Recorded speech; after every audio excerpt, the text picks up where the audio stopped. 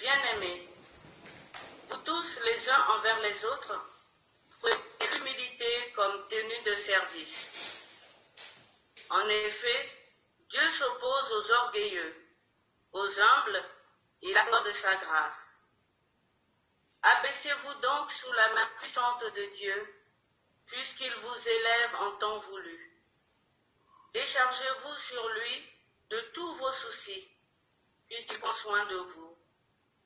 Soyez sobres, veillez. Votre adversaire, le diable, comme un lion rugissant, rôde cherchant qui dévorer.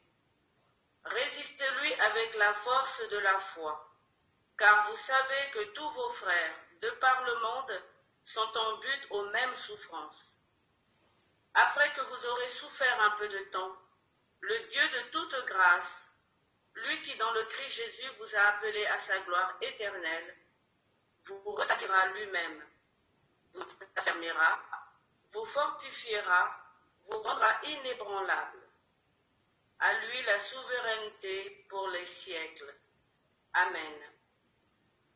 Par Sylvain, que je considère comme un frère digne de confiance, je vous écris ces quelques mots pour vous exhorter et pour attester que c'est vraiment dans la grâce de Dieu que vous tenez ferme.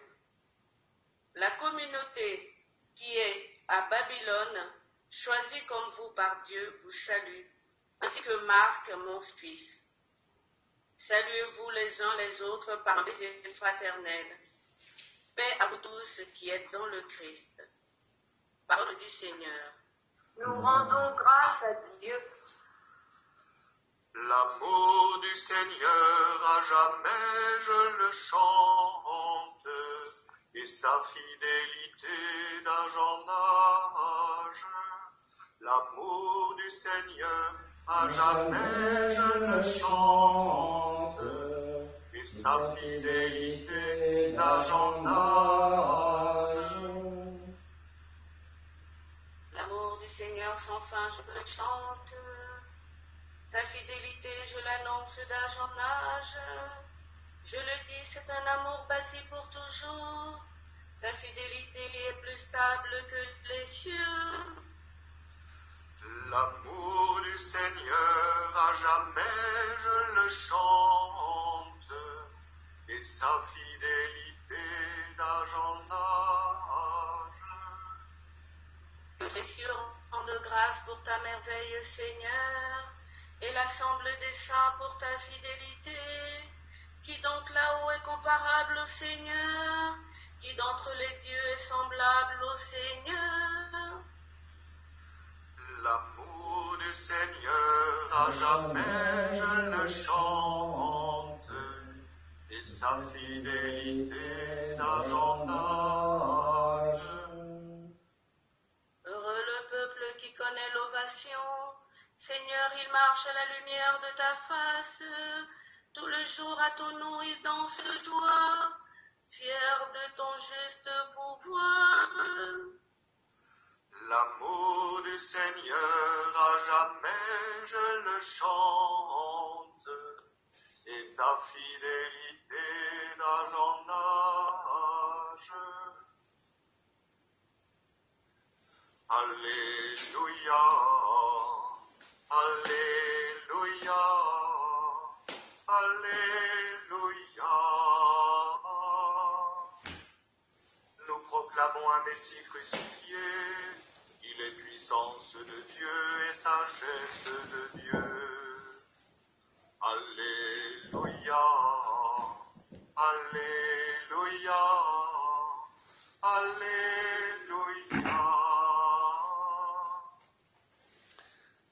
Le Seigneur soit avec vous. Et avec votre esprit. Évangile de Jésus-Christ selon saint Marc. Gloire à toi, Seigneur.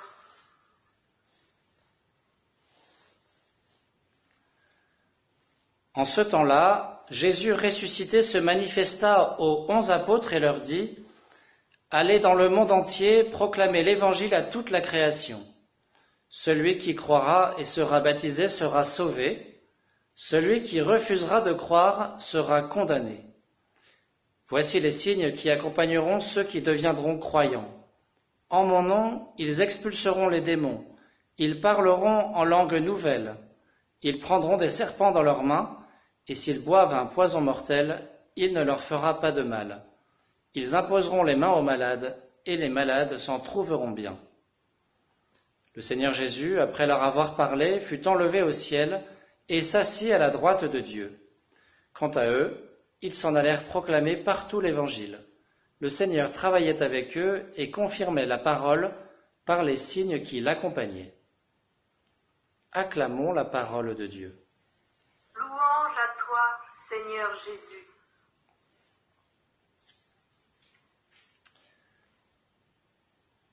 Alors, chers frères et sœurs, fêtons aujourd'hui Saint Marc.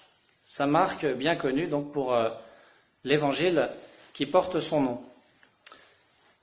Cet évangile est très beau, très simple, avec un grec très simple, un peu rocailleux, comme disent les spécialistes. Il commence par un titre, Évangile de Jésus-Christ, Fils de Dieu. Vous voyez, ce titre présente tout le plan de l'évangile selon saint Marc, et après, saint Marc, en 16 chapitres, va expliquer ce titre. Et donc on voit un Jésus qui est vraiment un homme, vraiment très humain, au départ. Enfin, l'évangile le présente vraiment comme un homme, un juif parmi d'autres. Mais cet homme parle avec autorité, fait des signes et des prodiges, justement ce que Jésus transmet dans les dernières lignes de l'Évangile, après sa résurrection, ce qu'il transmet aux 11 apôtres réunis autour de lui, juste avant l'ascension. Vous voyez, le Seigneur va transmettre tous ces pouvoirs, entre guillemets, qui lui permettent d'accomplir des signes qui servent à susciter la foi. Et donc, les gens qui entourent Jésus sont toujours étonnés, les foules se rassemblent, il y a des guérisons, des multiplications des pains, etc. On voit que cet homme, eh bien, il pose des signes qui sont plus que ceux d'un homme. Et donc la grande question qui court tout au long de la première partie de l'évangile de Marc, c'est mais qui est cet homme ? Question de l'identité de Jésus. Et Jésus, justement, développe beaucoup dans cet évangile le secret messianique.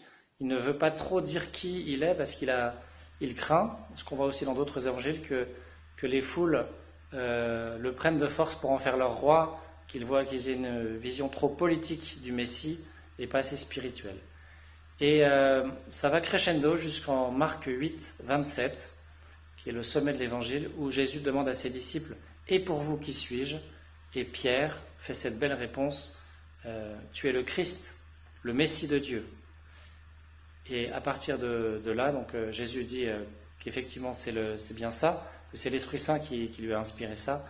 Et à partir de là, il explique ce que ça veut dire en vrai, être le Messie. Ça ne veut pas dire prendre le pouvoir et chasser les Romains, mais aller jusqu'à Jérusalem et mourir sur une croix. C'est là que Pierre refuse totalement cela et que Jésus lui dit « Vade retro Satanas ». Et à partir de là, Jésus va aller jusqu'à sa passion en continuant d'annoncer qu'il devra mourir et ressusciter. Ses disciples n'arriveront jamais à le croire. On arrive à la passion, tous les disciples l'abandonnent. Le rôle de Pierre, qui a renié Jésus finalement comme Judas, est bien souligné. Et puis Jésus meurt sur la croix, et là, le centurion romain, païen, qui est au pied de la croix, dit « Cet homme était vraiment le Fils de Dieu ». Voilà en fait la grande révélation qui explique le titre du début, c'est le centurion, c'est un païen qui l'annonce. Et puis après, en fait, l'évangile, après ça se termine très vite, Jésus est mis au tombeau, et puis dans la première version de l'évangile, ça se terminait uniquement par Jésus apparaît aux femmes, à Marie-Madeleine, etc. Elles sont toutes heureuses, elles vont l'annoncer aux apôtres qui ne croient pas. Et puis finalement, on s'est dit que quand même c'était un peu trop abrupt comme fin, alors a été rajoutée cette finale que nous avons entendue aujourd'hui. Enfin, on n'en a entendu que la moitié. Ils ont rajouté un peu après Marc un petit résumé des apparitions et ce que nous avons entendu. J'ai souligné le rôle de Pierre plusieurs fois. Pierre est très présent dans l'évangile de Marc, il est présenté souvent de manière très peu flatteuse. Pourquoi ? Parce que Marc, visiblement, était un disciple de Jésus qui s'appelait Jean, en fait, et qui a pris le surnom romain de Marc, Marcus. Jean, son nom juif, et Marc, son nom romain, donc Jean-Marc.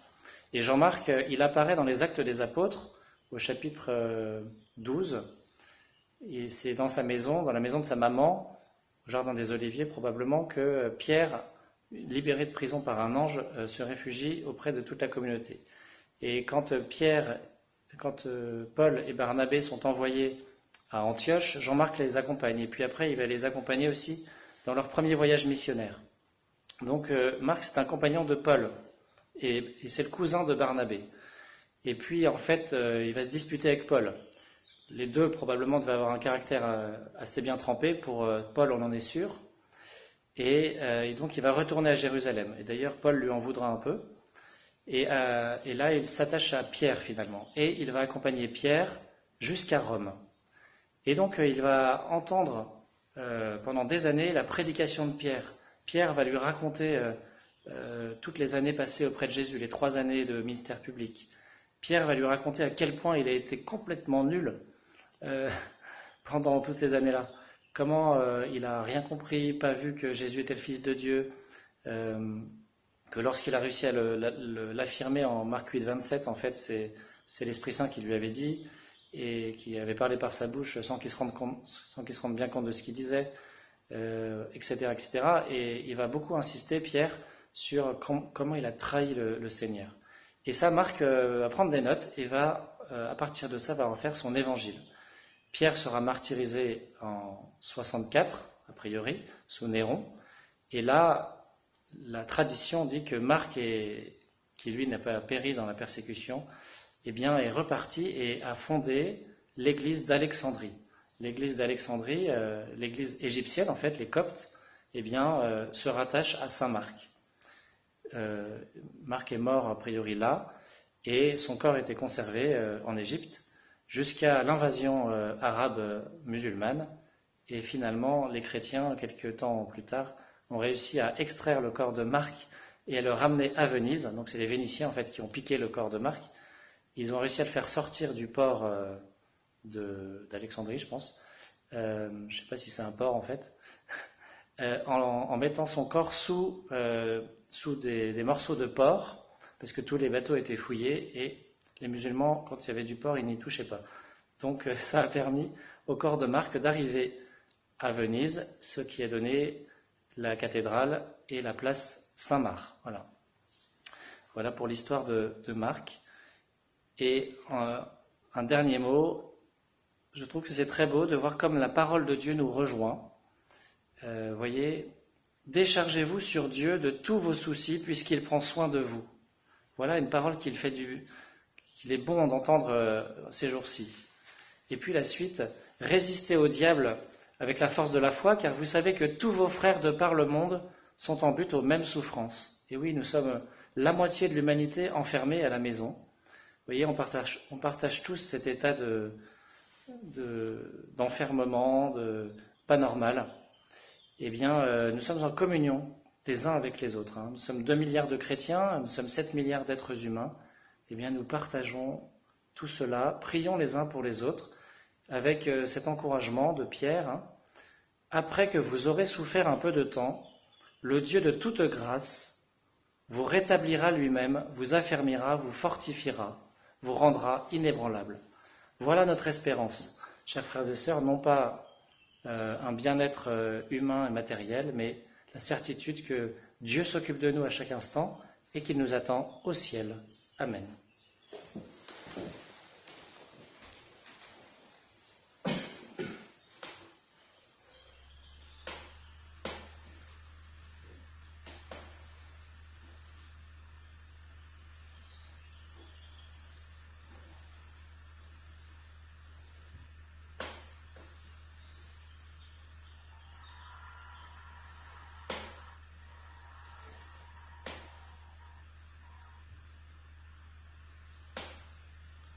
Tu es béni, Dieu de l'univers, toi qui nous donnes ce pain, fruit de la terre et du travail des hommes, nous te le présentons, il deviendra le pain de la vie. Béni soit Dieu, maintenant et toujours.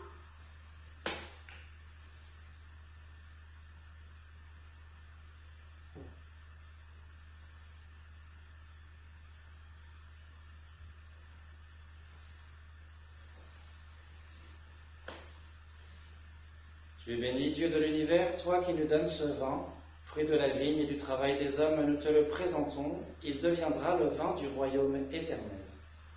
Béni soit Dieu, maintenant et toujours.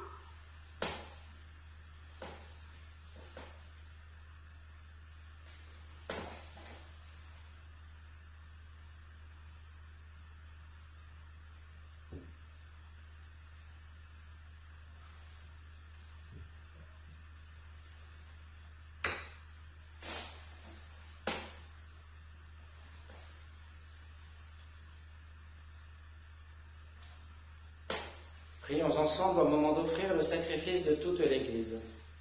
Pour la gloire de Dieu et le salut du monde. Pour célébrer la gloire de Saint Marc, nous t'offrons, Seigneur, le sacrifice d'action de grâce et nous te supplions humblement que ton Église demeure fidèle à sa mission d'annoncer l'Évangile par Jésus le Christ notre Seigneur. Amen.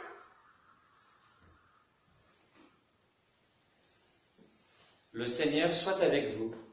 Et avec votre esprit, Élevons notre cœur. nous le tournons vers le Seigneur. Rendons grâce au Seigneur notre Dieu. Cela est juste et bon. Vraiment, il est juste et bon de te rendre gloire, de t'offrir notre action de grâce toujours et en tout lieu, à toi, Père très saint, Dieu éternel et tout-puissant, par le Christ notre Seigneur. Car tu as fondé sur les apôtres l'Église de ton Fils, pour qu'elle soit dans le monde le signe vivant de ta sainteté, et qu'elle annonce à tous les hommes l'évangile du royaume des cieux. C'est pourquoi, dès maintenant et pour l'éternité, nous pouvons t'acclamer avec les anges en disant à pleine voix. Saint, Saint, Saint le Seigneur, Dieu de l'univers. Saint, Saint, Saint le Seigneur, Dieu de l'univers. Le ciel et la terre sont remplis de ta gloire. Hosanna au plus haut des cieux. Hosanna au plus haut des cieux. Béni soit celui qui vient au nom du Seigneur. Hosanna au plus haut des cieux. Hosanna au plus haut des cieux. Toi qui es vraiment saint, toi qui es la source de toute sainteté, Seigneur, nous te prions. Sanctifie ces offrandes en répandant sur elles ton esprit, qu'elles deviennent pour nous le corps et le sang de Jésus le Christ notre Seigneur. Au moment d'être livré et d'entrer librement dans sa passion, il prit le pain, il rendit grâce, il le rompit et le donna à ses disciples en disant « Prenez et mangez-en tous, ceci est mon corps livré pour vous. »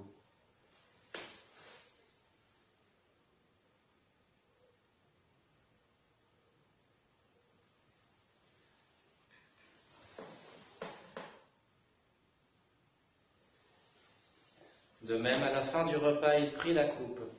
De nouveau, il rendit grâce et la donna à ses disciples en disant « Prenez et buvez-en tous, car ceci est la coupe de mon sang, le sang de l'alliance nouvelle et éternelle, qui sera versé pour vous et pour la multitude en rémission des péchés. Vous ferez cela en mémoire de moi. »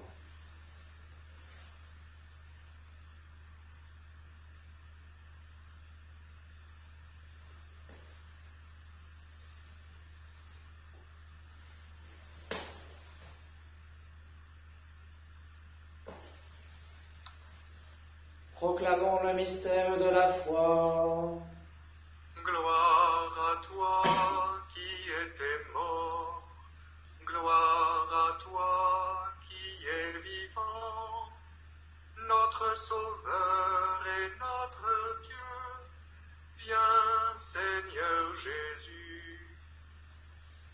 Faisant ici mémoire de la mort et de la résurrection de ton Fils, nous t'offrons, Seigneur, le pain de la vie et la coupe du salut, et nous te rendons grâce, car tu nous as choisis pour servir en ta présence. Humblement, nous te demandons qu'en ayant part au corps et au sang du Christ, nous soyons rassemblés par l'Esprit Saint en un seul corps. Souviens-toi, Seigneur, de ton Église répandue à travers le monde. Fais-la grandir dans ta charité avec le pape François, notre évêque Roland et tous ceux qui ont la charge de ton peuple. Souviens-toi aussi de nos frères qui se sont endormis dans l'espérance de la résurrection et de tous les hommes qui ont quitté cette vie. Reçois-les dans ta lumière auprès de toi. Sur nous tous, enfin, nous implorons ta bonté. Et nous te confions particulièrement ce matin Constance Guénia, en action de grâce pour sa naissance, Marie-Joseph Laurenceau et Monsieur Yonita. Permets qu'avec la Vierge Marie, la bienheureuse Mère de Dieu, avec Saint Joseph son époux, les apôtres, Saint Marc et les saints de tous les temps qui ont vécu dans ton amitié, nous ayons part à la vie éternelle et que nous chantions ta louange par Jésus-Christ, ton Fils bien-aimé. Par lui, avec lui et en lui, à toi, Dieu le Père Tout-Puissant, dans l'unité du Saint-Esprit, tout honneur et toute gloire pour les siècles des siècles. Amen. Comme nous l'avons appris du Sauveur et selon son commandement, nous osons dire : Notre Père, qui es aux cieux, que ton nom soit sanctifié, que ton règne vienne, que ta volonté soit faite sur la terre comme au ciel. Donne-nous aujourd'hui notre pain de ce jour. Pardonne-nous nos offenses, comme nous pardonnons aussi à ceux qui nous ont offensés. Et ne nous laisse pas entrer en tentation, mais délivre-nous du mal. Délivre-nous de tout mal, Seigneur, et donne la paix à notre temps. Par ta miséricorde, libère-nous du péché, rassure-nous devant les épreuves, en cette vie où nous espérons le bonheur que tu promets, et l'avènement de Jésus-Christ, notre Sauveur. Car c'est à toi qu'appartiennent le règne, la puissance et la gloire pour les siècles des siècles. Seigneur Jésus-Christ, tu as dit à tes apôtres : Je vous laisse la paix, je vous donne ma paix. Ne regarde pas nos péchés, mais la foi de ton Église. Pour que ta volonté s'accomplisse, donne-lui toujours cette paix et conduis-la vers l'unité parfaite, toi qui règnes pour les siècles des siècles. Amen. Que la paix du Seigneur soit toujours avec vous. Et avec votre esprit. Agneau de Dieu, qui enlève le péché du monde, prends pitié de nous. Agneau de Dieu, qui enlève le péché du monde, prends pitié de nous. Agneau de Dieu, qui enlève le péché du monde, donne-nous ta paix.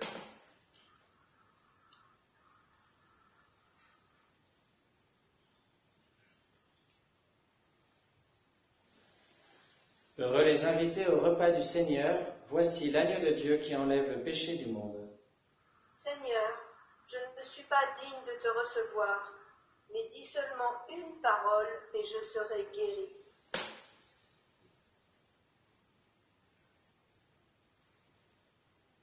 À tes pieds, ô mon Jésus, je m'incline et je t'offre le repentir de mon cœur contrit, qui s'abîme dans son néant et ta sainte présence.